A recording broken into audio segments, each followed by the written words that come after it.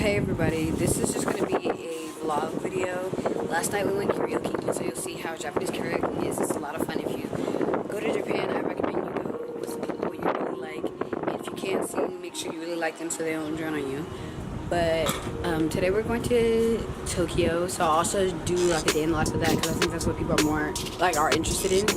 And I'm meeting up with my friend Sakura. I met her when I went to Josai, and that is another Japanese university. So I hope you enjoy this. So right now we're walking. We're really hungry. We just met with our Japanese language partner. What are you guys doing? Yes. And hi, is this a video? Hello. Ohayo. I hope my house not like, oh well.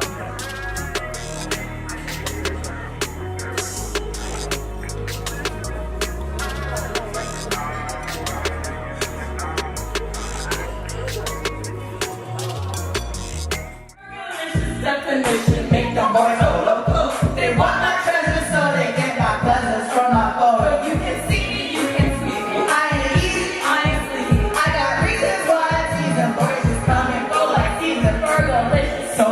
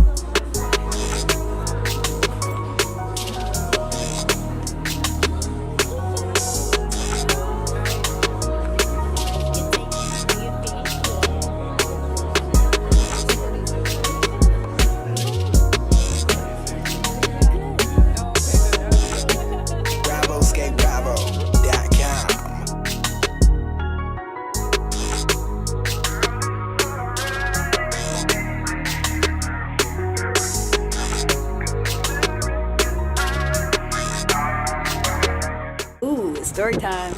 So the story I'm gonna tell today is about how I was stalked in Japan, and it happened this week. It was just a random thing. I'm surprised it happened, but I didn't think it was gonna actually happen to me. So pretty much I was walking home from school, and normally I live in the dorm, and normally I walk home with friends, but because I wanted to do my homework, I decided to go home by myself because all my friends were deciding to stay at school and hang out and things like that. And I was like, I have a quiz, a paper to write. I'm not gonna hang around school. So I'm walking home, and then they told us to always look back, just to make sure no one's following us. So I see this man following me, and when he's following me, I'm like, okay. The street I live on, it's like a small main street, so there's always like a lot of people walking on it, and everybody walks very far in Japan for the commute. So I was like, okay, let me make sure that he's actually following me and he's just not going home, because we have seen other people other than Japanese people just walking by from time to time. So I just didn't want to make any accusations and things like that.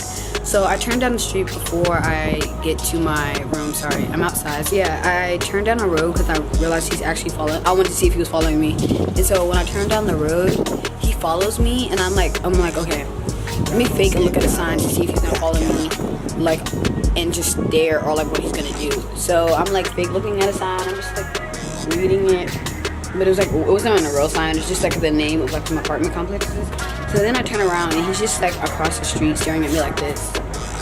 I'm like, boy, you are real brave, trying to follow me. No. So